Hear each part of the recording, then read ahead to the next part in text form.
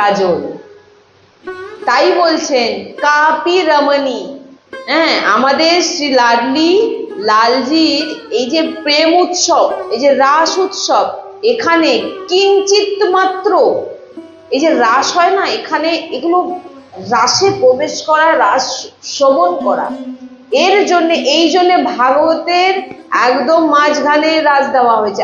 মাঝখানের অনেক শেষের দিকে রাস দেওয়া আছে। দশম স্কন্ধের আপনি ভগবানের যে লীলার মধ্যে রাস, সেটা হচ্ছে প্রথম থেকে আপনি যখন পুরো ভাগবত শুনতে শুনতে রাম অবতার হওয়ার পর, কৃষ্ণ লীলার পর, তারপরে গিয়ে রাস, কৃষ্ণের মাখন চুরি ইত্যাদি যে লীলা আছে, প্রথমে আপনি হজম করতে পারবেন না।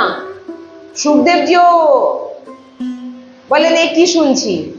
হ্যাঁ, এগুলো বোঝার জন্য অনেক